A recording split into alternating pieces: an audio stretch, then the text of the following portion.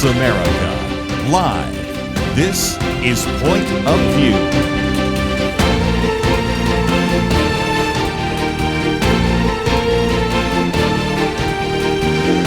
And now, Kerby Anderson. Thank you for joining me. It is our time today where we're going to spend some time talking about a book that we've discussed before. I'll hold it up for those of you watching online. It's called Restored. There really is no other book like it, which is one of the reasons that we certainly did the interview quite some time ago. Matter of fact, I think it was the first interview that we did on that book, and we wanted to come back and talk about it again. Restored, Reconnecting Life's Broken Pieces. It's written by Cindy Brinker Simmons, who's in studio with me today. As we've mentioned in the past, she is a graduate of University of Virginia, perhaps best known in the tennis world because her late mother was, of course, Maureen Connolly Brinker, and there is the Maureen Connolly Brinker Tennis Foundation. Matter of fact, you will, as we get into this book, talk a little bit about the issue of tennis and all the rest, but it really deals very significantly in the middle part of the book with restoring momentum, restoring perseverance, restoring joy, community, relationships, compassion, purpose, and then even talks about God's restoration plan. And if nothing else, just a fascinating book. It was a great interview we did a couple of years ago. And Cindy, you've decided to come back here once again for a Point of View. With great joy. Thank you, Kerby. It's wonderful being here. Thank you. First time we interviewed you, we were just interviewing you as the book was coming out. And I thought the natural first question is, now that you've had a chance to do interviews, and of course you are a speaker, so many different venues, this is a great opportunity for you to maybe see the impact. But I think that it really has connected with the American people, don't you think? I do. And as you said, you were my first interviewer, and what a grand way for God to launch my book signing and my speaking just through you, Kerby. I really enjoyed our first gathering, and God has really used this book. It has resonated with people because the idea is that suffering is a universal experience. Right. That we read in 1 Peter 4:12, it says, "Dear brothers, why are you surprised at the fiery trials that are overtaking you as if something strange is happening to you?"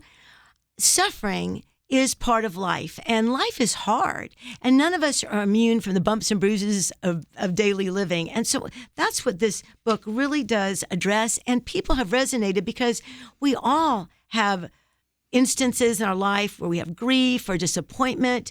I mean, it doesn't have to be that you lose someone special in your life, but it could just be that you're just disappointed or you're not where you expected to be, right. or there's so many things. Life is beautiful, but it can be chaotic and confusing. So we have had great response. We've had Bible studies that have started from this.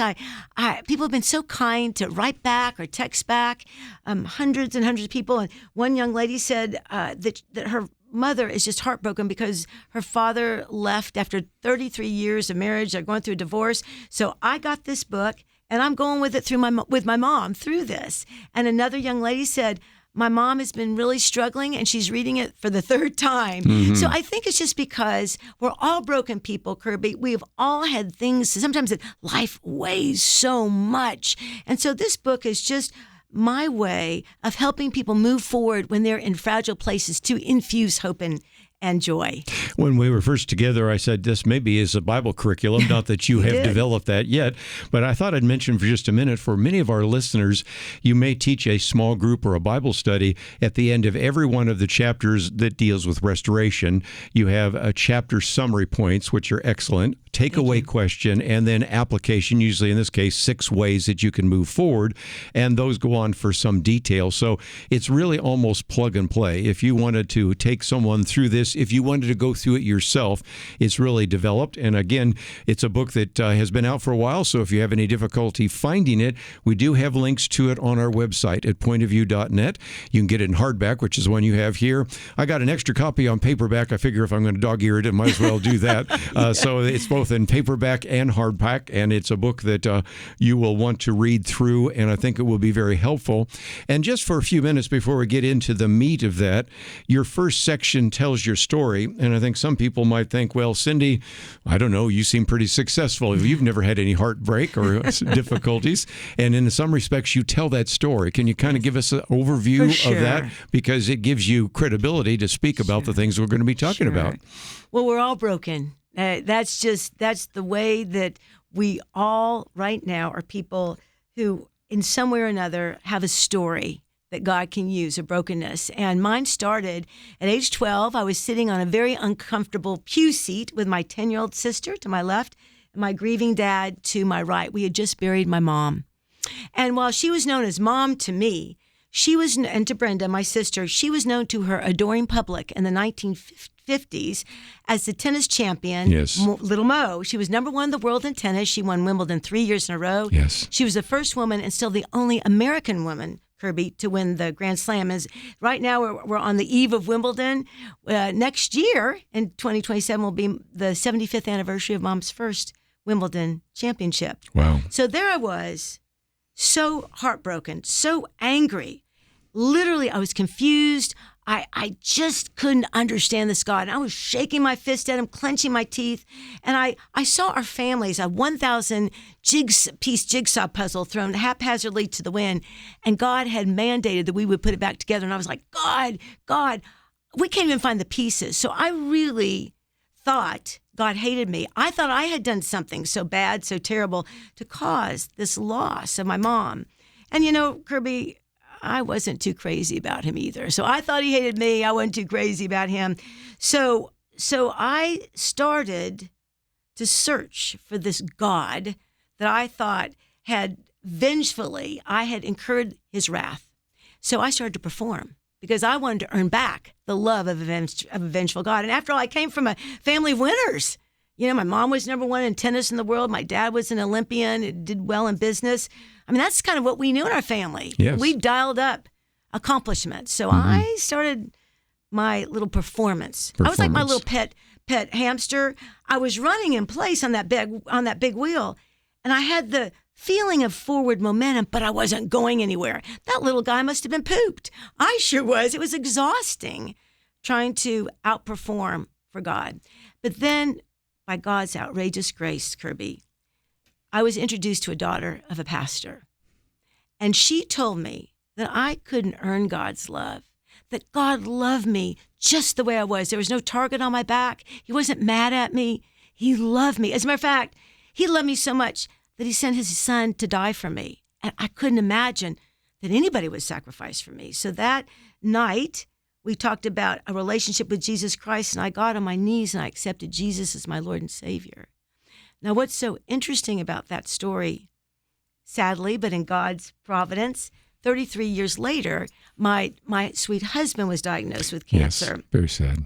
And we had 3 months of the doctor gave us 3 months, and my little boy, William, was 6, but we had 3 more beautiful years. So at age 9, William was age 9 when Bob was taken home to glory, but this time it was different. This time I knew that God. This time I knew that God loved me.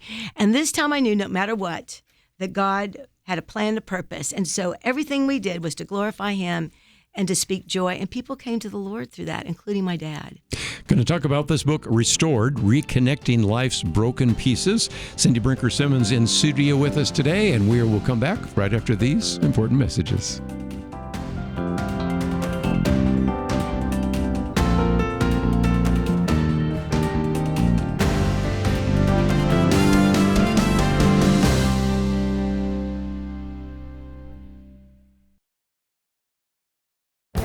This is Viewpoints with Kerby Anderson. C.S. Lewis in The Great Divorce describes a bus trip that people in hell take to heaven. They are given the opportunity to live in paradise, but decide instead to get back on the bus and return to hell because they are convinced that the sins they have committed and the wrongs they have done are justified. Now, his novel is an allegory, but it illustrates a present reality that so many in our society today won't admit their failures and take some accountability. Jeff Minnick writes about lessons of accountability in an age of excuses. He describes the famous fable of 4 people. There was an important job to be done, and everybody was asked to do it. Everybody was sure somebody would do it. Anybody could have done it, but nobody did. Somebody got angry about the fact that because everybody's job, everybody thought anybody could do it, but nobody realized that everybody wouldn't do it. It ended up that everybody blamed somebody that nobody did what anybody could have done. The current examples of no accountability are numerous. Politicians and educators still won't admit that the pandemic lockdowns damaged the education of millions of school children, ruined thousands of businesses, and dramatically increased rates of anxiety and depression. Add to that the disastrous withdrawal from Afghanistan, the massive government expenditures by both Republicans and Democrats, and all the growing evidence of widespread fraud at the state and national level. There have been examples of men and women in history who made themselves accountable. President Harry Truman, for example, was known for a plaque on his desk in the Oval Office that simply stated, "The buck stops here." We need to return to a culture of accountability. I'm Kerby Anderson, and that's my point of view.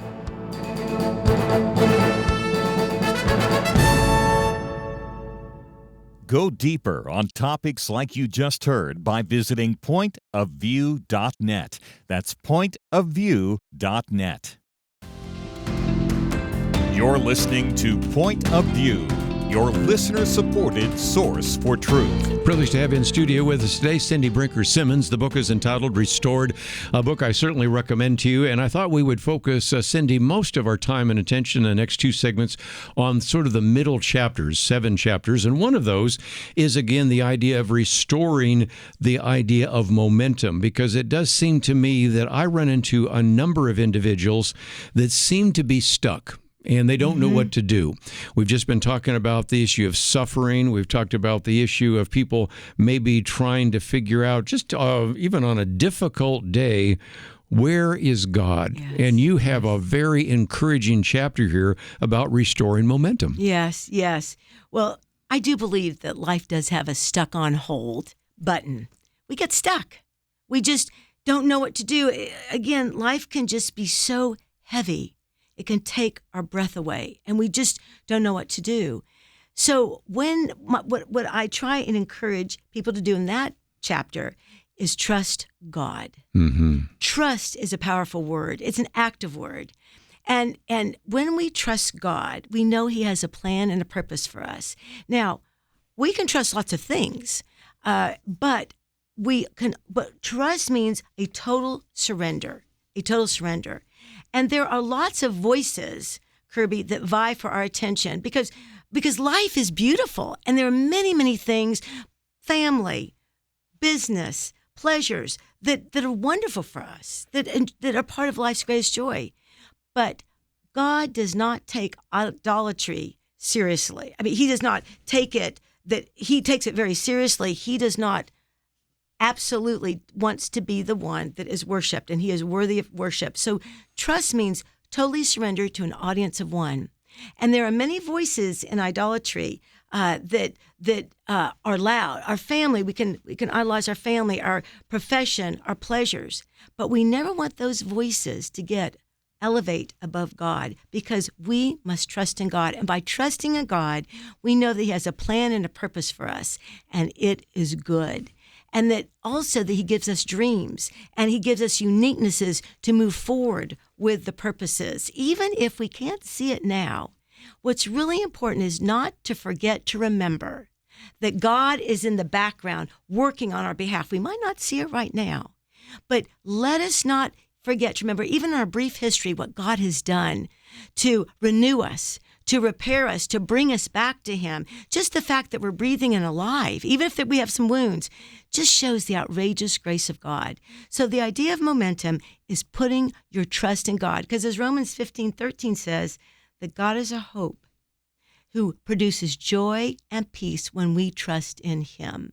And we just don't want to survive through our hardships. We want to thrive. And by trusting in God, we are able to put one step forward and move forward in victory. You talk about observing the day, too, because that's another idea, because once you are observing what God has been doing, and you talked about the word remember, think of the number of times, even in the Old Testament, where they were said to remember, and they would actually pile stones upon stones to remember. That is another theme that runs through that chapter as well. But I want to keep the train moving down the road, so let's get to Restoring Perseverance. Oh, And yes. that one is difficult because all of us face trials, temptations, and difficulties and things like that. And in some respects, you talk about something which I'm sure is going to sound almost counterintuitive, to celebrate discomfort. Can you explain that? Yes, absolutely. Well, trials test the consistency of your faith. And what the Bible says is that we must persevere. What does God say to do? To persevere. He calls us to persevere because, again, we trust in him. So perseverance, in James 1:2, it says that we must literally persevere. We must look forward. And what persevere does is it produces maturity and it produces patience. And discomfort provides patience. And persevering, Kerby, is not just walking through and stopping. Persevering, what's so important about trials is that you don't quit. You keep moving forward. You don't let the trials that control you or slow you down. Absolutely. Yeah. That's the enduring the trials is what is so important. And as a matter of fact, there are many treasures in trials. And I'd like to read a few that I have identified that many times that the blessings are treasures in disguise. And I just wanted to share that trials have an upside to them. And many times the greatest breakthroughs are through the torched lives of people. And sometimes the path to suffering is the only way to get there. For example, when you persevere through trials, strength and courage replace weakness and complacency. Recklessness becomes responsibility. Self-absorption dies to servant leadership. Perseverity gives way to discipline. Appreciation and gratitude are profoundly increased. Relationships are restored. Love and compassion breaks through the barriers of hate and intolerance. Hope is restored. God is glorified. And authentic intimacy with God happens. So the idea is that many times, even though we're going through trials, God is using that to help us discover things about ourselves, to help strengthen things about ourselves, and to become more mature people that are now ready to move forward and bless others. And when you're persevering and you're with trials, people are watching. There are eyeballs on your back. So persevering also allows you to be an encouragement and an inspiration to people because they're seeing how you withstand and trust in God and how you place your faith in God and how you move forward, sometimes maybe a step backwards, because sometimes you do step backwards before you move forward. But again, remembering that word, that God has a plan and purpose for you and he is still working on your behalf. Don't forget to remember all that God has done for you in the past, and he will do it again and again and again. And that helps us persevere. Again, if people want to find that list, that's in, of course, the chapter dealing with restoring perseverance. And it does seem to me, Cindy, one of the values of the way this book is this is the kind of book that I could maybe give to someone who has lost a loved one, maybe faced a financial reversal, a major medical challenge, and they don't want to move forward, and they are stuck. And I think all of us at one time or another get stuck. So your chapters on momentum and perseverance help them move forward. So a lot of times people want to know, well, this would be a book that would be helpful for me, but is this the book I could give to someone else? And that's exactly what you intended, right? Yes, absolutely. When Bob was sick, we had so many dear friends, and sometimes they just evaporated because they didn't know how to respond to us. I mean, they were heartbroken too. So one of the things I do talk about is compassion there, because God made us to be relational people. He made us to want to help others. As a matter of fact, in 2 Corinthians 1:3-5, it says that God is a God of comfort, that he is the Father of compassion, and he has comforted us so that we in turn may comfort others. And serving others is an act of worship. So this book can be something that you give to someone that helps them move forward, or just being a compassionate person, going to a person who's afflicted and just assigning yourself to help them, or just showing up or being present, whether it's with a book or just with your own person, going and helping other people as they're walking through that, and just sitting and sometimes just being quiet, or just assigning yourself. with groceries, help take children, pick them up from school, help write thank you notes. So this book does talk also about the importance of compassion and giving back, because again, we are called to be hands and feet of Christ and to champions of God. I just mentioned that is one of the chapters we'll get to in the next segment. But let me just also say that another value of this is that this book will help you slow down. We were just talking to someone a minute ago that said, I've just been so busy and everything, and I sat down with the book and it kind of began to slow us down, because we all live, and you live in this world and I live in this world, this fast-paced, frenetic society. And you were even just talking where you're going to be next week and all the things that you're doing with the Tennis Foundation and all the rest. And there's never a time to kind of just set and focus, be still and know that I am God. Absolutely. It's certainly one of those. So when we come back, we're going to talk about community, going to talk about relationships. Since you mentioned compassion, we'll obviously talk about that. And it's all part of this book, which is entitled Restored, Reconnecting Life's Broken Pieces. If you find yourself saying, well, we'd sure love to get Cindy to come speak at our group, we do have a link to her website, and you can click on that. It's brinkersimmons.com, but you don't have to remember all that. Just click on her picture. We also have one on a Facebook page, one on X. You've gotten a lot into social media since this book has come out, and so there are just some great opportunities for you to connect up with her. And of course, if you've already read the book or would like to maybe get some advice, I'm sure she would be glad to correspond with you as well. Lots of ways in which she has been involved in this ministry, and let me encourage you to go to the website, pointofview.net, and find all of those links. We'll take a break. We'll be back right after this.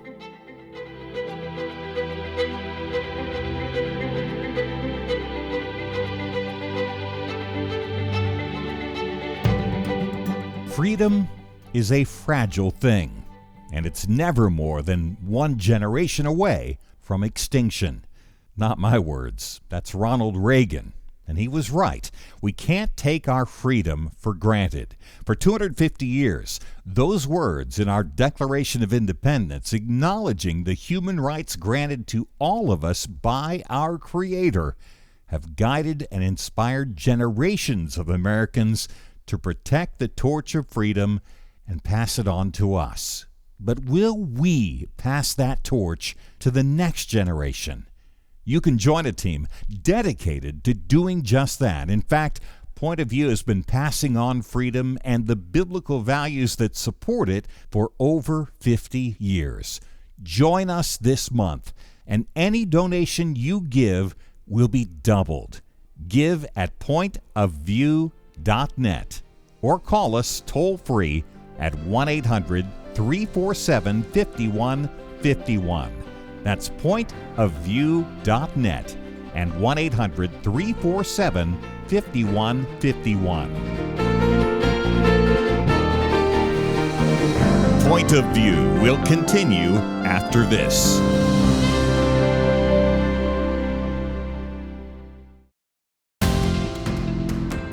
You are listening to Point of View. The opinions expressed on Point of View do not necessarily reflect the views of the management or staff of this station. And now, here again is Kerby Anderson. Back once again as we talk about the book Restored, Reconnecting Life's Broken Pieces. One of the individuals writing about this book said, how to find light in darkness and hope when all seems lost. If you look at some of the endorsements, there are individuals that we've had on the program over the years, and I think you will certainly appreciate the good material that is available in this book. And Cindy Brinker Simmons in with us. And one of the other chapters is the idea of restoring joy. But it brings us back to something you were talking about just a minute ago, finding joy in the midst of grief. So much of the Christian life is sort of counterintuitive. Mm-hmm. He would be first as last. He would be last of all, would be the leader. There's a sense in which to find joy in the midst of grief. And you have, again, a chapter in that, and you've experienced it many times. I have. So well said. Joy is an intentional decision, because many times you can't control your circumstances, but you can control your responses to your circumstances. You can choose joy. It's an intentional decision. My mom passed away. I couldn't control that. But what we don't want people to do is to let grief define them, to let their sorrow literally be holding them hostage. And what's so important is that we have an outlet for grief. And one of the things that I have found that's been very helpful is putting your grief into action. Yes. In other words, bitterness and anger is like a cancer. It seeks to destroy. And if you don't have an outlet for taking that sadness, that grief, that heartbrokenness, and putting it outwards, then it is going to destroy you. And so what we need to do, yes, when something happens, a tragedy happens, we need to pause. We need to just catch our breath. We need to mend a little bit what's broken in our heart and just take a moment to just breathe. But God beckons us forward. He doesn't want us to stay in neutral forever. He beckons us forward.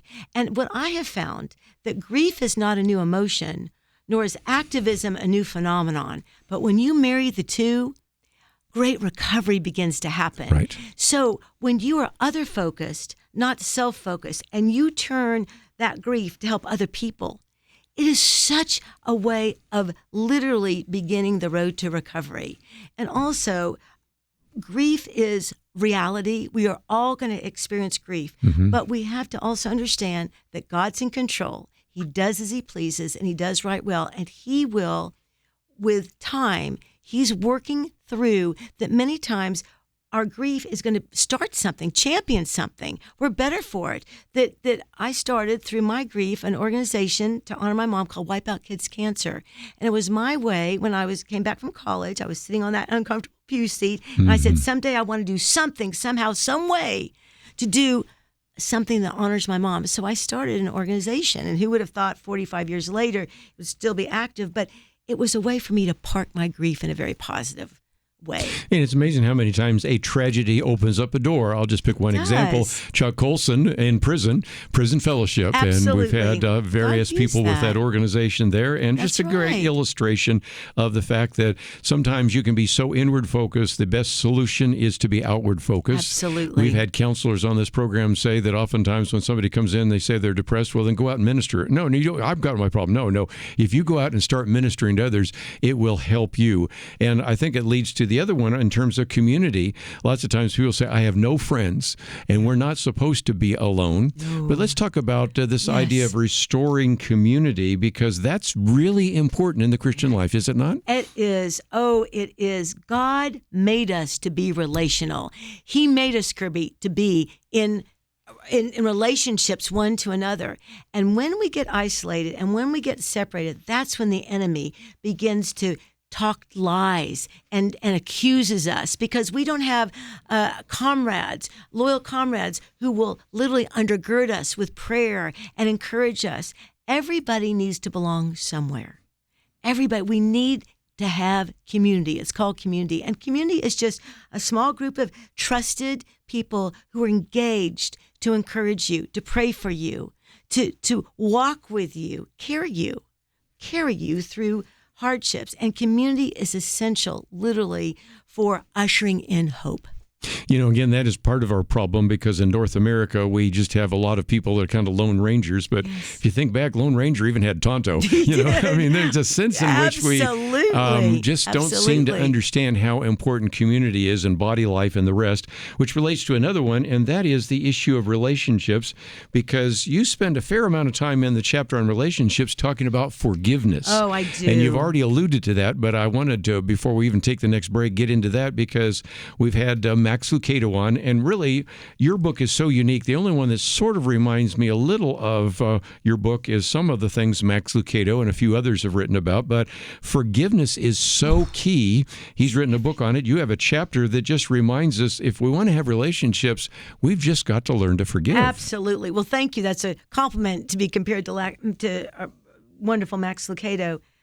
We have to remember that forgiveness is the absolute heartbeat of the gospel. Because the whole reason that Jesus came on earth was not to improve people. He wasn't on an improvement campaign. He came to earth to sacrifice his life, to forgive, to love, to save.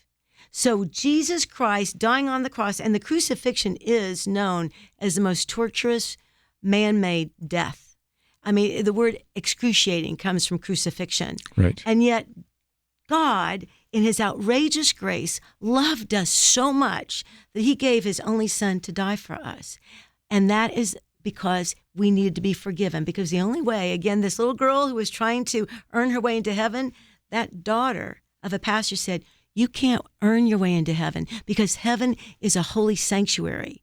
You'd have to be perfect. But God, with his outrageous grace, loved you so much, Cindy, that he sent his son to die for you, to forgive you of your sins and take on those sins so that now you are righteous in the eyes of a holy God and you can spend eternity with him. So by not forgiving, we are literally contrary to the very death of the whole mission of Jesus' death. So it's very important to forgive. And by forgiving also, it releases you and reconciliation can happen. Because if you're carrying around unforgiveness, that just is a barrier that the enemy uses to literally break relationships and to harm them and to not have reconciliation.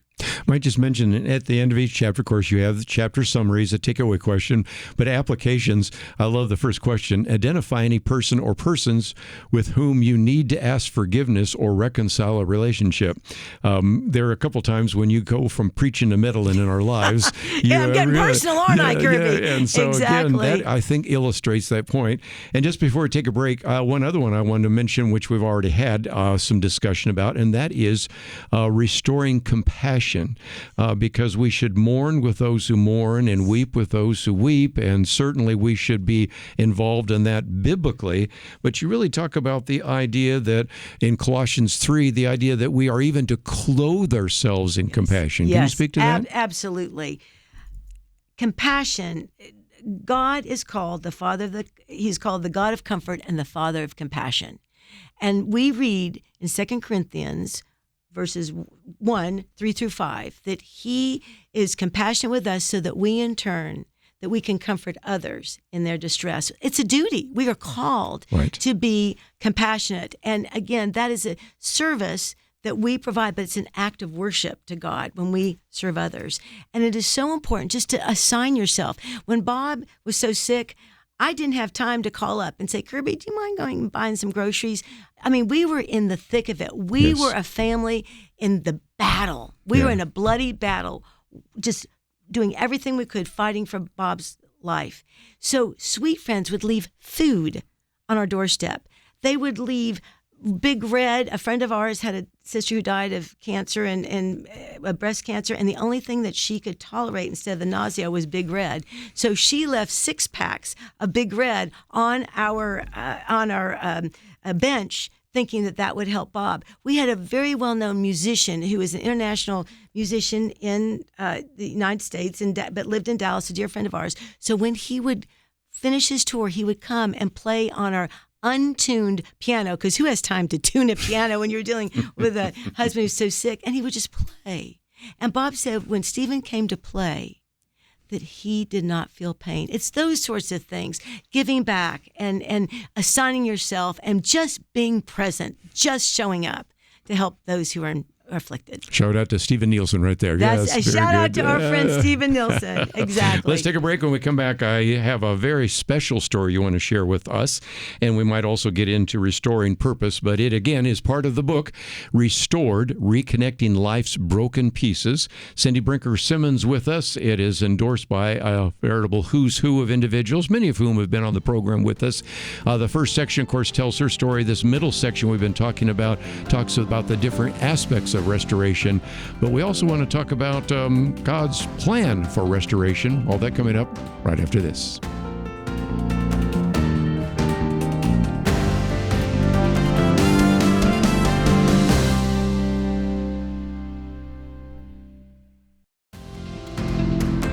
You're listening to Point of View, your listener-supported source for truth. Back once again, privileged to have with us for just a few more minutes, Cindy Brinker Simmons. And one of the things that we were talking about is this idea of restoring compassion. But there's another aspect of that. When you minister to others, you really minister to yourself. You are the one that is blessed. I mean, that's the way that God made it. When you're the hands and feet of Christ, you indeed are the one receiving the blessing. You bless others, but then you see how your blessing can change be life-changing, and that's just such a blessing. It really is. And God, again, in his outrageous grace, he allows that to happen. I wanted you to certainly tell one story that is so powerful, and that occurred when your husband was dying, and when your son, and we've already mentioned his name, William, Yes. was asking a very important question, but I'll let you set that up because it, I think, just illustrates again this idea of renewal, of restoration, and it really is a good way to begin to come down to all the applications that you are talking about in the book. Yes. Well, we are God's workmanship. And that's what he says in Ephesians 2:10. We are his workmanship created by Christ Jesus for good works that he has planned for us to do. So he knows everything that's going to happen.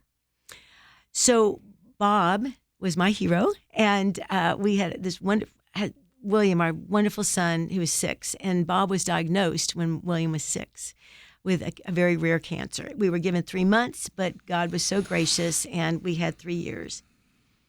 But when we first started our cancer journey, Bob had a surgery that was very, very difficult. And so he was in the hospital for 5 days. I would go all day long and then would take William home at night. And the first night that I was home without Bob, because William always was bathed by Bob, that was his fun thing to do with William, is to bathe him.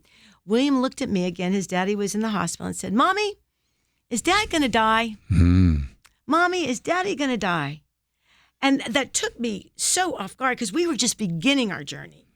And I fumbled the ball and I said something like, "Well, honey, he doesn't intend to. I just hadn't gotten that far because we were on a road we were going to beat this thing." And I had never thought, even though I knew it was terminal. So the next day I went to the hospital. I said, and Bob and I didn't call each other by our names. He called me Sweetie Pie and I called him Beloved. So I said, "Beloved," I said, "William asked this question last night. Are you going to die?" I was caught off guard. I didn't answer it the way I would like to, but I want you to think about what you're going to tell your son when he asks that question. And we're going to pray right now that he doesn't ask that again, because we had 5 days. And so we prayed, and 5 days passed, and every bath time, William never asked that question. And I just praise God for that. So Bob came home, day 5, and I was bathing William, and Bob had all these staples, and William just thought he was the coolest dude. He thought that his daddy looked so cool with all these staples in his stomach. And so he looked at his daddy, and with all of the tenderness, but yet wanting to know answers at 6, he said, "Daddy, are you going to die?"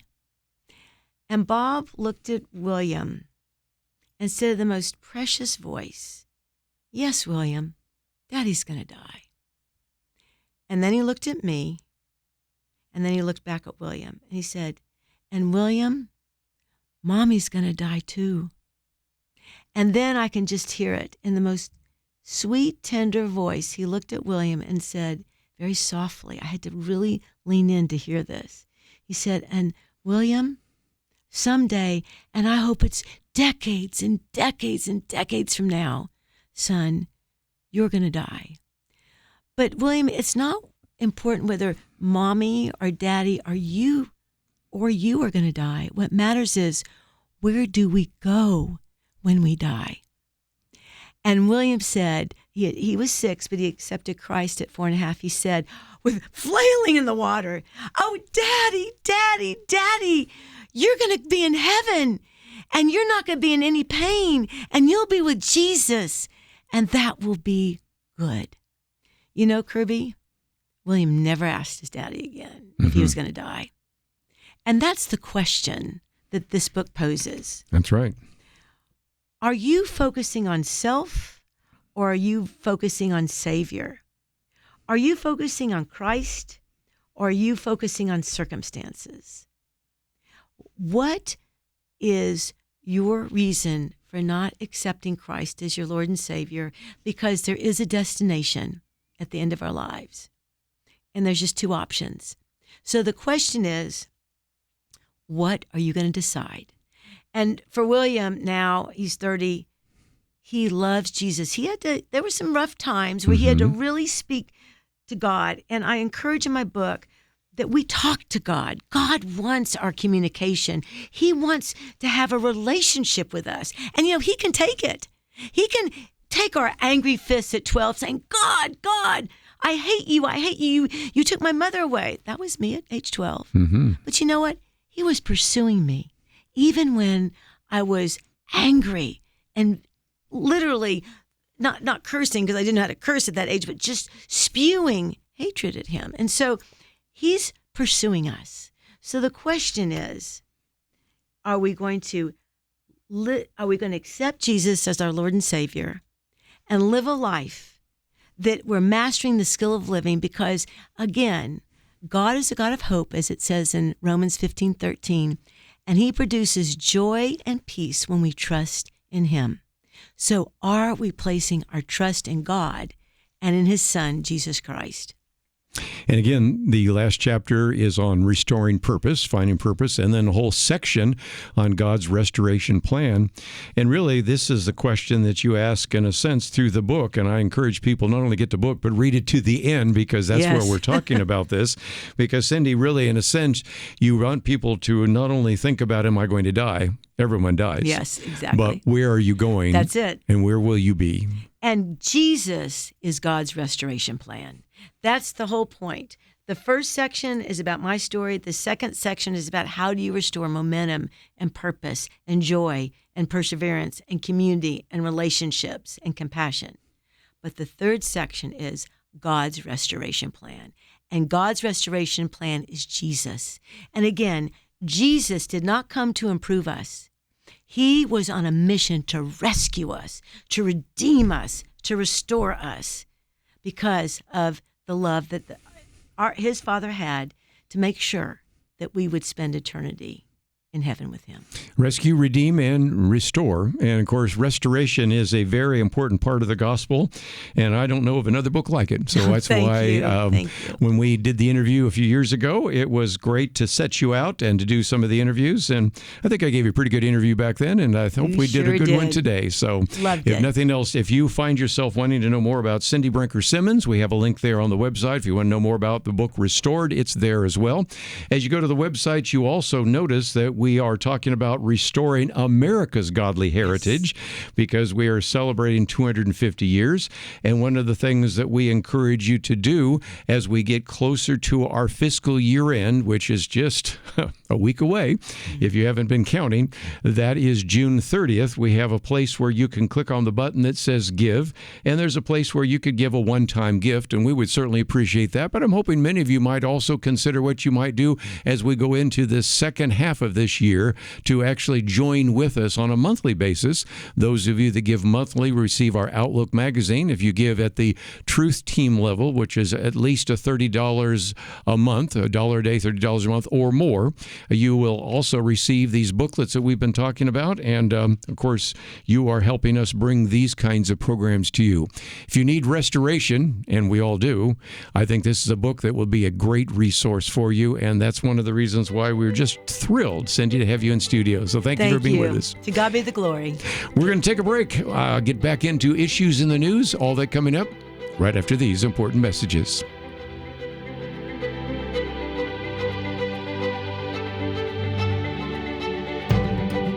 America's founders called this nation an experiment.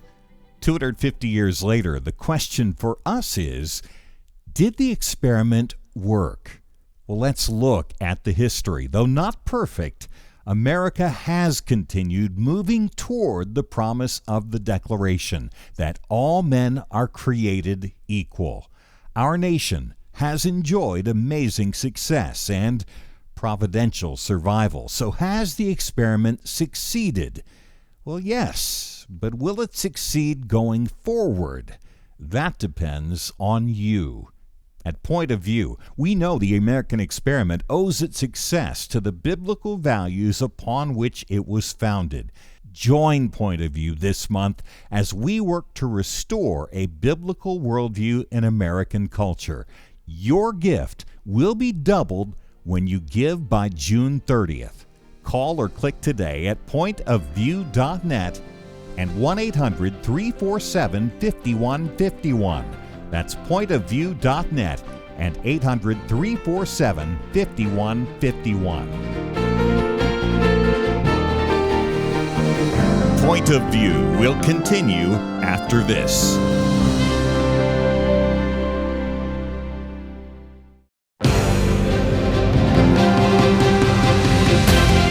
Across America, live, this is Point of View.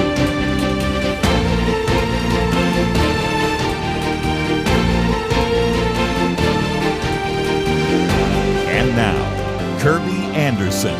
Second hour, we're going to spend some time now talking about a variety of issues in the news. But just as a program note, let me just mention that Richard Lim will be with us tomorrow. Also, William Federer. Later on, we'll have Robert Knight. And I think we'll get into some of the very important aspects of, again, America 250 and what is happening in our culture.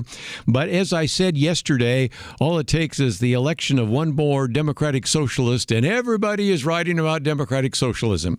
If you go to our material from yesterday, we've posted 2 articles about the issue of Democratic Socialist in America. We have 2 articles today, and then I'm going to move on to some other topics because this isn't the only issue, but it's become a very significant issue. And what is so interesting is my first article is from Noah Rothman, in which he's actually quoting from John Fund, who's been on the program as well. And to be honest, I probably will sometime, maybe on Friday, since we'll have Dr. Merrill Matthews with us, and he and John Fund are good friends, maybe post John Fund's article about this. But here, Noah Rothman says John Fund's timely warning about the march of Democratic Socialists through America's electoral institution should not be missed. And so we will probably post that for the Friday program so you can read it in its entirety, because John Fund, who again has been with us many times before and has written about a lot of articles and has been with the Wall Street Journal, National Review, and others, is a forecast in which the Democratic Socialist of America become a full-fledged urban political machine. And that is that they are going from being maybe on the periphery to maybe a political machine, maybe even the dominant part of the Democratic Party. As we've said before, this is not your father's Democratic Party at all, and I think you're going to start to see more and more of that. This picture, of course, shows Zohran Mamdani, but yesterday I pointed out that he's not just content to be elected the mayor of New York. Of course, we have a mayor in Seattle, and we will have a mayor in the District of Columbia, but he also is working to elect other Democratic Socialist candidates, and that would be in addition to Alexandria Ocasio-Cortez and people like Bernie Sanders. So what was so interesting is this particular piece says trouble in the Democratic Socialist paradise. And the trouble with socialism, if I can paraphrase Margaret Thatcher, is that the trouble with socialism is you end up running out of other people's money. And that is certainly the case, because this article talks about the fact that the New York Times identified one of those bumps on Sunday. In his quest to conquer the Democratic Party, New York City's most famous socialist, and that would be Mayor Zohran Mamdani, still has work to do, according to the paper. Without Mamdani on the ballot, early voting in the New York primary has featured an electorate that is trending towards being smaller and older. When he's not there, there aren't as many young people who might be more inclined to vote differently. And if you think about this, as he points out, the platform for the Democratic Socialist of America emphasizes the expansion of what you might call collectivist social programs, a reduced reliance on law enforcement, actually defund the police, maybe even reduced reliance on the federal government, which, as I pointed out yesterday, is sort of going to happen, because when you have a federal government that is, can you even say it now, $40 trillion in debt, national debt, and you also have a Republican in the White House, how much federal money do you think is going to be making their way to New York City? Well, I think you know what the answer to that is. And then the other part of the platform is also being very critical of the nation of Israel. I will come back to that in just a minute, but that has been something that's been sort of part and parcel of all of this. So they point out that the socialist candidate in Washington, D.C. won her primary last week, and we relied on this very coalition of what was at the time called younger white residents who lived in Washington less than 10 years. And those are not the people that are part of the general electorate. And so in some respects, you're going to see that isn't working so well in terms of electoral politics. And so in his own primary election for the New York City, one of those difficulties he faced even then was Zohran Mamdani did well with, of course, the white upper class and the younger, but he struggled when he was looking at some of the districts that were dominated by poor people in New York City or predominantly black people in New York City. So some of those coalitions that in the past have been able to rush the Democratic Socialists into power aren't necessarily stable coalitions, and they aren't necessarily always representative of the electorate by and large. But you might be at this point saying, well, what are you going to do at Point of View about this? Well, we have been doing that for some time. So let me, for those of you watching online, say that I'm holding up my booklet that we came out many years ago. This is actually hard to believe, 7 years old, but it's a biblical point of view on capitalism and socialism. We still have copies of that, but we also will be covering some of this on our next Outlook articles in the future, because democratic socialism is a big issue. But this one primarily was how to, if you will, defend the idea of a free market, how to defend private property and the market mechanisms and some of that, and then also acknowledge some of the legitimate criticisms of capitalism, because we don't really have pure capitalism. We sometimes have crony capitalism. So that book came out a number of years ago.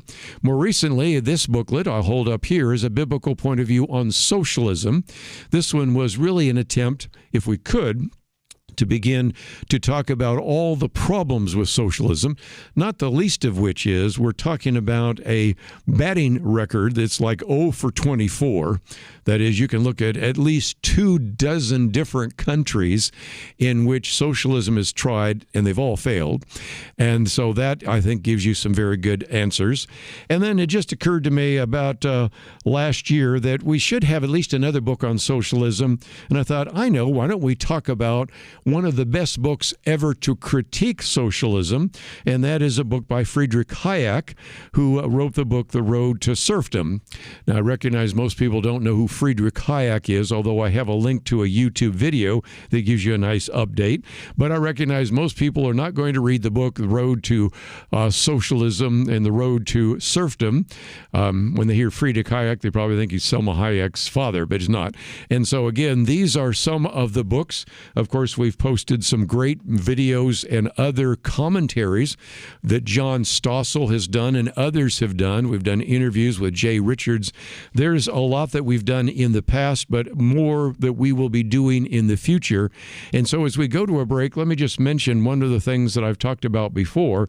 We're just a week away from the end of our fiscal year. And it is very important for us to begin to end June 30th in the black. And if you can help us out financially, you can go and scroll down to a place that says Restoring America's Godly Heritage. There's a red button there. You can click on that, and it gives you some justification for what we're trying to do, not only when we are challenging socialism, but teaching about America's godly heritage. And there's a place where you can give. And I can announce today that we already have a match. So it's a $1 for $1 match. Your gift will be doubled if you go to the website, pointofview.net. We'll be right back.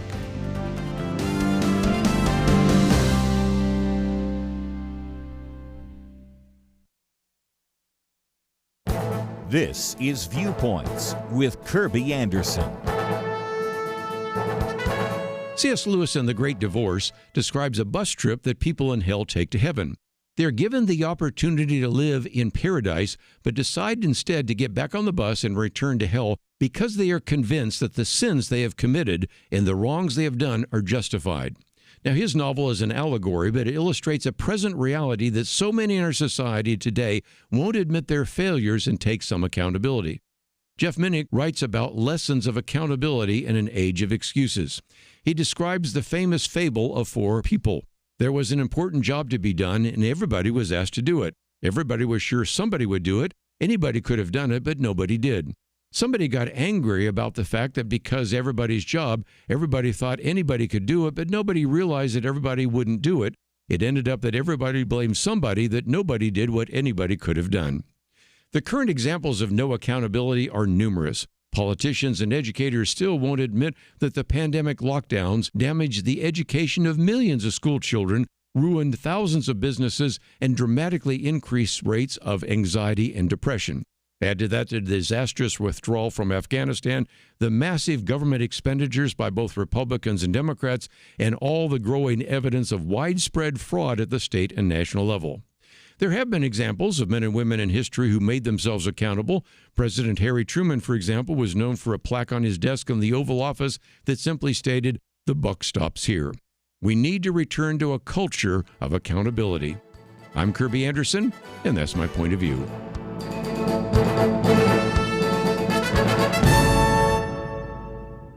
Go deeper on topics like you just heard by visiting pointofview.net.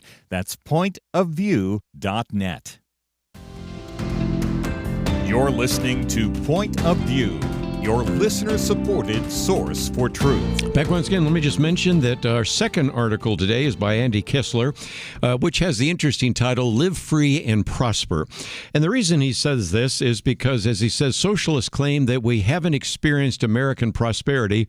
All they have to do is look around. And I think this is, in some respects, related very much to the conversation we had last hour with Cindy Brinker Simmons. And that is one of the ways to appreciate what God is doing in your life, one way to appreciate America, one way to even appreciate your own life is to maybe show a level of gratitude. And I think it has been striking for us to see so many people that have come here from Europe, from Africa, from Asia, from South America, and have just been marveling at America. Have you noticed that some of the foreigners seem to be more excited about America than Americans? And in some respects, this is why this piece by Andy Kessler, I think, is so helpful, because he points out that there is maybe a jaded view that many of the leaders in the Democratic Socialist platform and party are engaging in.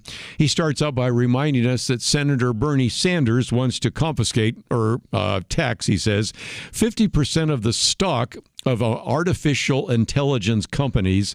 The dumbest idea, he says, since Karl Marx picked up a pen. And, of course, you have all sorts of people, including even the president, suggesting this. And when we have done a more recent issue on AI, and I'll hold that up for those of you that maybe have not seen that, we only talked about, of course, some of the social and cultural and even technological issues. There are some economic issues that we need to get into in the future.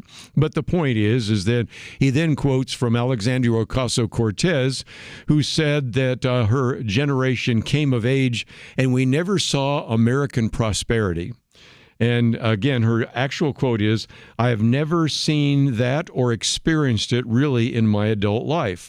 Well, Andy Kessler, he won't put up with this, says, "Really? She must be distracted with only 5 years to go on her climate mongering," because now he just goes through some of the incredible breakthroughs that have taken place. And we are enjoying a level of prosperity that is unprecedented in the history of culture. And then to have people complain that they haven't experienced American prosperity, let me for just a minute, and I don't mean to sound like Pollyanna here, but to say that we really do need to count our blessings. One of the examples he uses is because of the free market, that capitalism thing that you're against, we have what is called Verve 102. I'd say, what is that? Well, it relates to the using gene editing therapy, which now is a drug that lowers LDL, which is your bad cholesterol, by almost 2/3. Could this be a heart attack vaccine? And this is the kind of thing that is produced by a prosperous society. By the way, as you might imagine, we do have a biblical view on genetic engineering, which we've made available as well, because that is something else that we would want to look at from a biblical point of view.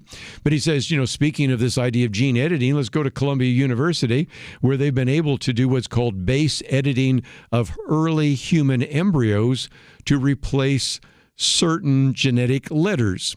Now, again, the concern is that they might want to genetically engineer the new race, but that's not what we're doing right now. What we're trying to do is, for example, identify and eliminate various kinds of debilitating diseases. The example he uses is hereditary blindness.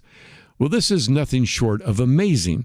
The fact is that we can treat and cure various genetic diseases. We have about 1,600 different genetic diseases. He didn't talk about that, but I do in the booklet that we've made available. And this is just, again, this wonder age that we find ourselves living in. Well, then he talks about GLP-1, which, of course, has been used for weight loss, but it also is very helpful for teaching and treating people that are diabetics.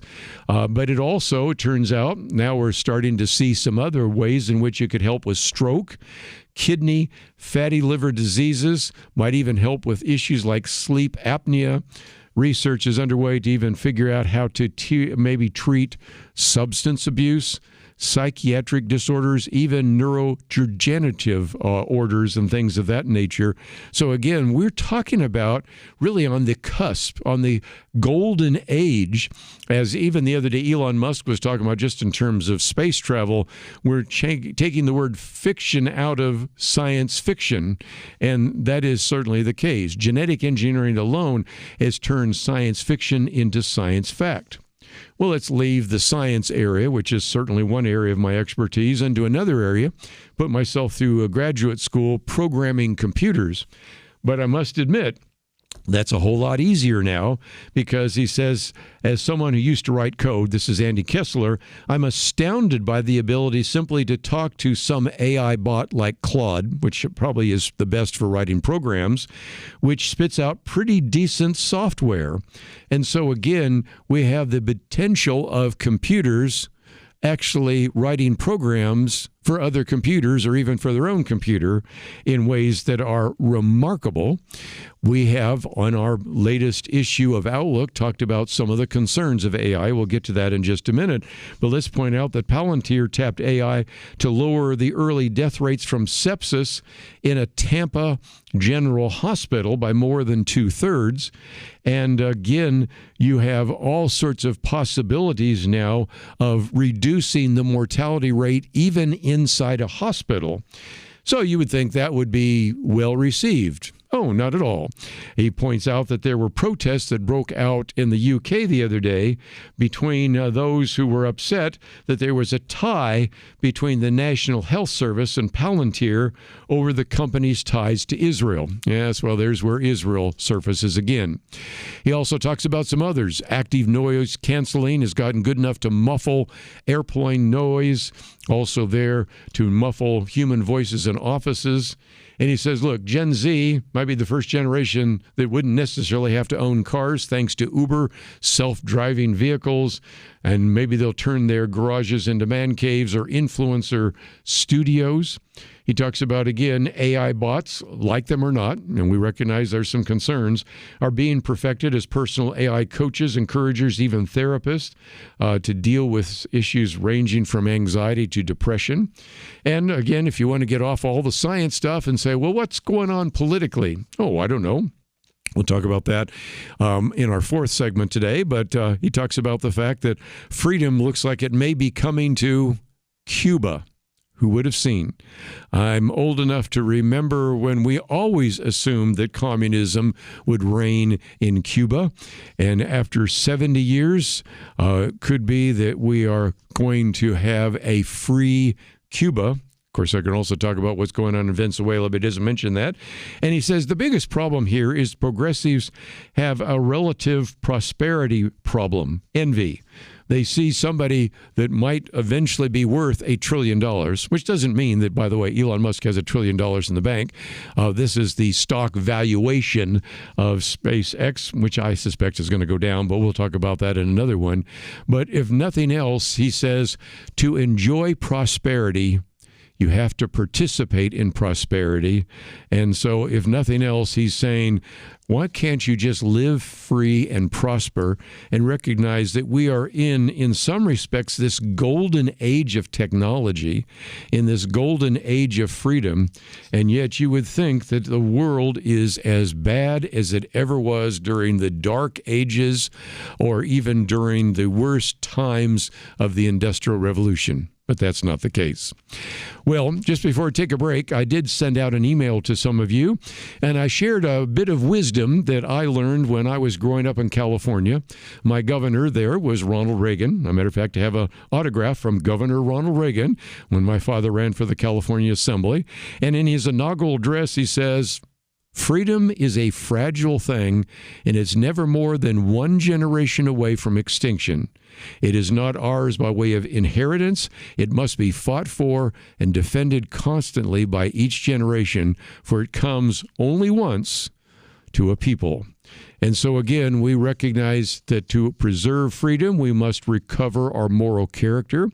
We also, in order to preserve freedom, need to be educating people about what freedom is, and also maybe about the dangers of turning against freedom, as we've talked about in terms of socialism. Or maybe even talking about our heritage. I'll hold up our book here, A Biblical Point of View on the Declaration, or A Biblical Point of View on America's Founding. These are the kinds of things we're trying to teach every day here on Point of View. And if you go to our website, pointofview.net, you can scroll down to Restoring America's Godly Heritage. Click on that button that says Give Now. And if you could begin to think about, or maybe even begin to act, we would greatly appreciate your financial gift as we come to the end of our fiscal year. Or, of course, you can give us a call. That number is 800-347-5151. 800-347-5151. Freedom is a fragile thing, and it's never more than one generation away from extinction. Not my words. That's Ronald Reagan. And he was right. We can't take our freedom for granted. For 250 years, those words in our Declaration of Independence, acknowledging the human rights granted to all of us by our Creator, have guided and inspired generations of Americans to protect the torch of freedom and pass it on to us. But will we pass that torch to the next generation? You can join a team dedicated to doing just that. In fact, Point of View has been passing on freedom and the biblical values that support it for over 50 years. Join us this month, and any donation you give will be doubled. Give at pointofview.net or call us toll-free at 1-800-347-5151. That's pointofview.net and 1-800-347-5151. Point of View will continue after this.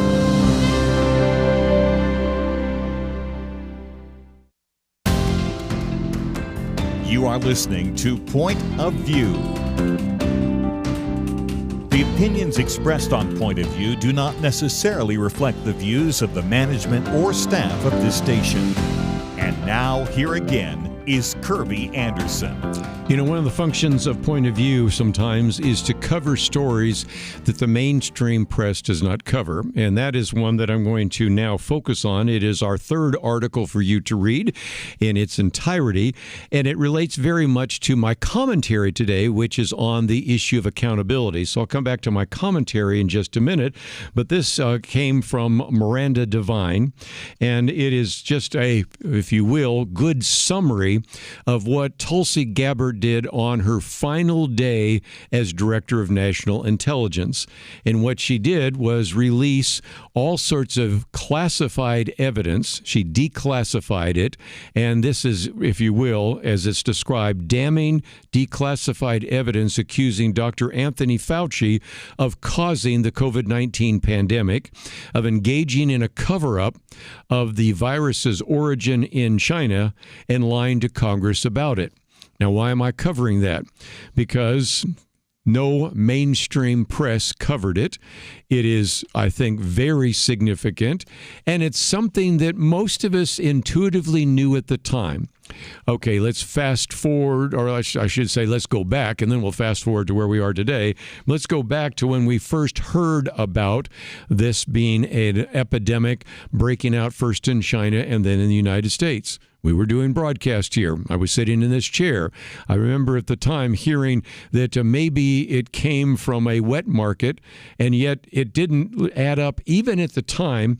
And as time went on, we said, wait a minute, there is only one facility in all of China that has this level of security, and it's the Wuhan Institute for Virology. And to suggest that this came from a wet market rather than from a lab leak, from a lab which even at the time people knew indeed had problems with a lab leak, was enough to suggest that that's where it came from. And yet we had people, and that's when we started talking about gaslighting, but basically people lying and misrepresenting it. And I can remember, and if you go through my list of commentaries during that period of time, I filed commentary after commentary, pulling from some of the facts and figures, some of the biologics that they were able to develop, the lack of finding any infected animals to suggest that indeed that was the case. Over time, we learned a lot more, and that is that we actually had funded this whole area of research, and as a result, that was the case. So, nevertheless, after Tulsi Gabbard released all of this evidence on the last day that she served as Director of National Intelligence, well, as Miranda Devine points out, right on cue, 2 days after the bombshell release, on Sunday, the Washington Post ran a 9,000-word hit piece on Tulsi Gabbard. Now, of course, you see that one is coming. And interesting enough, not only did they not cover it, but no other mainstream press covered this information that was out there. Now, here's the issue. She points out that the same news organizations that helped cover up the origins of the COVID-19 pandemic now overwhelmingly believe they came from a leak in the China's Wuhan Institute of Virology, but are still refusing to come clean, which gets to my piece on accountability, which I'll talk about in just a minute.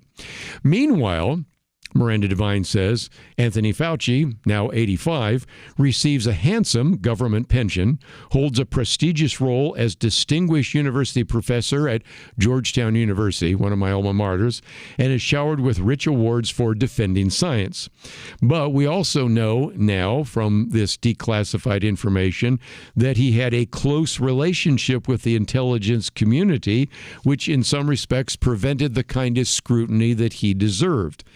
This article goes on to say that Anthony Fauci was the behind-the-scenes advisor who, alongside his hand-picked so-called experts, pushed the intelligence community to endorse a natural animal origin to hide his dangerous gain-of-function research that he funded using taxpayer dollars.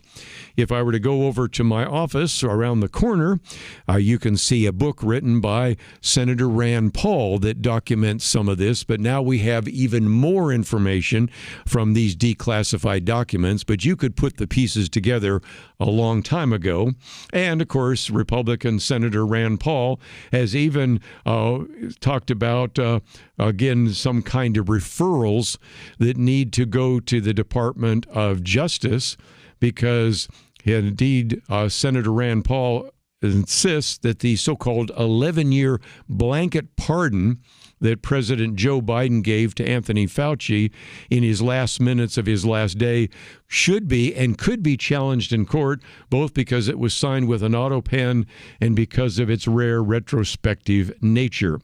One of the things we learned at the time is there was another person that was pushing this idea that it was not a lab leak, and that came from an individual at EcoHealth Alliance, Peter Drazek. And of course, this article goes into some of his connection as well. And interestingly enough, this is where Miranda Devine gets involved, because she said back in August 2021, I was told by a former employee of EcoHealth, which again is the organization of Peter Drazek, who requested anonymity, that Drazek had been approached by the CIA in late 2015 to help access the Wuhan lab, which was believed to be a Chinese military operation. So again, if the intelligence community, she says, knew about the dangerous gain-of-function research on bat coronavirus in Wuhan, did it know about the evidence of a potential leak as early as August 2019? And the answer is probably, but we'll maybe not know that for sure. We also know that the Harvard Medical School published aerial images captured of the private satellites of the 5 Wuhan hospitals, suggesting that there was a health crisis at the time, in which they compared the traffic and parking law volume to the same period in 2018, and then the steep increase in 2019, which again shows a little bit more. Well, we could go on, but I think the statement that came from the current Secretary of Health and Human Services, that would be Robert F. Kennedy Jr., is where he said that this particular lab leak and pandemic is among the most consequential crimes in human history. The most consequential crimes in a human history. And these secrets are now coming out, but you might say just too many years too late. We knew it at the time, and this, of course, is the great concern, which brings me to my commentary today. My commentary is about the issue of accountability. I open with a quote from C.S. Lewis. You might remember in his book, The Great Divorce, there is a bus trip that people in hell take to heaven, and they're given the opportunity now to live in paradise, but they decide to get back on the bus and return to hell because they're convinced that the sins they've committed and the wrongs they have done are justified. We use that as an illustration to say that even though the novel is an allegory, it, I think, represents only so well where people are convinced that what they did was blameless. And as a result, we don't necessarily keep people accountable. Has anybody gone to jail? Has anybody even suffered through this pandemic and lockdown? Are the people that made all sorts of blanket statements, most of which turned out not to be true, have they actually been even willing to acknowledge that they made a mistake? And when you think about this, as I pointed out in my commentary, and I didn't know this information was coming out today because I record my commentaries, as Megan knows, days ahead of time, but I used as one of the examples of accountability that isn't happening. Politicians and educators won't admit that the pandemic lockdowns damaged the education of millions of school children, ruined thousands of businesses, and dramatically increased rates of depression and anxiety. Of course, they didn't also talk about the fact that we have had the disastrous withdrawal from Afghanistan, massive government expenditures, which have gotten us now to $40 trillion in national debt, and neither Republicans or Democrats seem to even apologize for that. And there is, I think, a need for accountability. So I end with a story that maybe we need to revisit. That is the story of President Harry Truman. He is well known for having a plaque on his desk in the Oval Office that simply stated, "The buck stops here." And I think we need to return to a culture of accountability. So if you'd like to read my commentary, it's on the website. It is, again, heard on about 600 radio stations, many networks. But also, if you'd like to learn a little bit more about what was in these declassified documents that came out from the release by Tulsi Gabbard, And the way we thanked her was the Washington Post ran a 9,000-word hit piece against her 2 days later. You can see that still nobody wants to take accountability. We'll hold them accountable, even if they won't hold themselves accountable. That's something we'll do here on Point of View, and a story you probably won't hear if you go to the mainstream press, but you heard it right here on Point of View.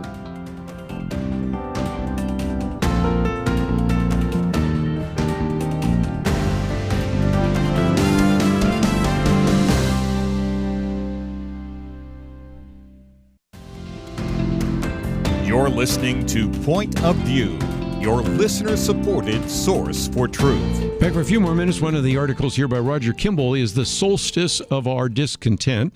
I thought it'd be worth mentioning that the solstice just happened the other day. That is June 21st. And for our listeners in Alaska, I thought I'd mention what you know, but most Americans don't.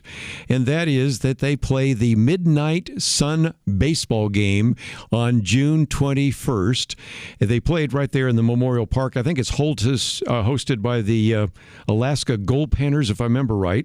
And so they start the game at 10 p.m., and then they play it till midnight without lights because 24-hour daylight there in Fairbanks. And so for our listeners up there in Fairbanks, we are well aware of the fact that we have just had the solstice and that it certainly looks very different in Alaska than it does in other parts of the country. But nevertheless, all of us in the northern hemisphere have more light. And Roger Kimball uses this idea of the solstice of our discontent to talk about light, because he says, I don't know when I first learned this, but I found out that actually it takes 8 minutes from the light from the sun to make it to the earth.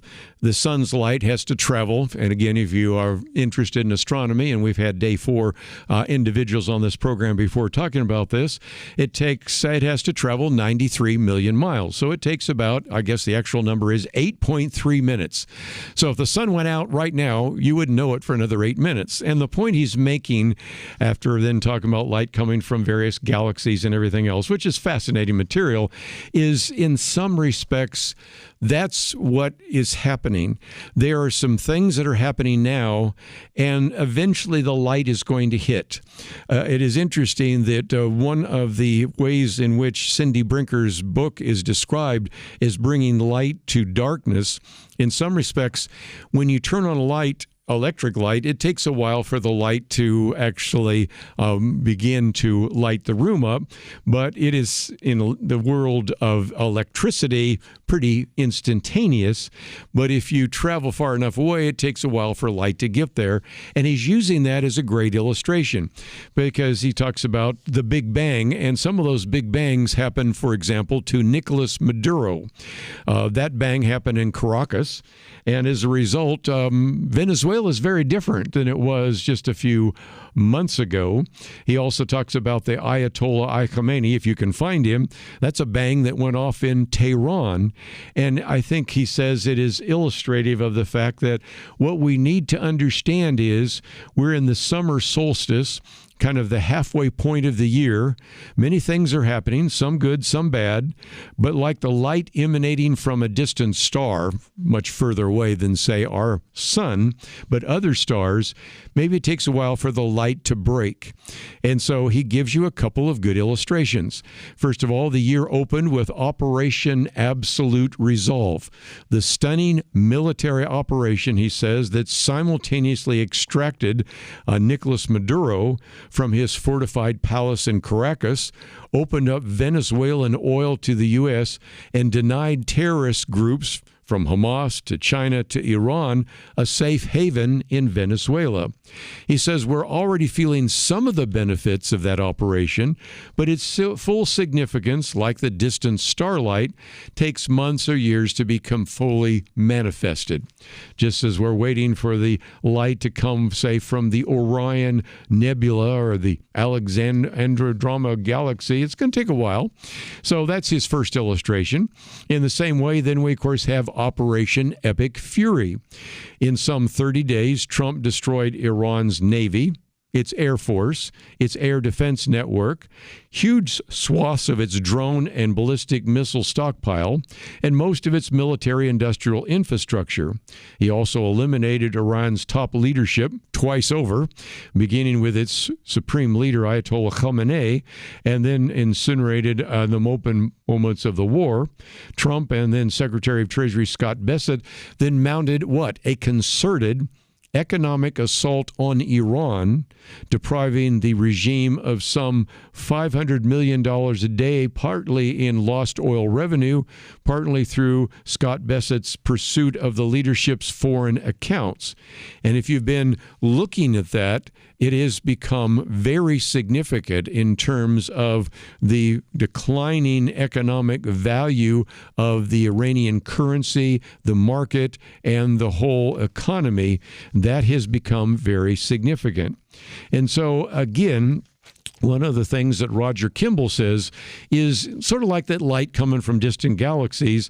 The news hasn't filtered through the anti-Trump scrims that surround the legacy media. For them, destroying Iran's military capability and eliminating its leadership counts as capitulation. That is a prominent meme in the bazaar of anti-Trump static, he says, regarding the Memorandum of Understanding, which we talked about on Friday, and we will probably talk about again this Friday. That's still being hammered out. Trump himself noted that it had a provisional nature.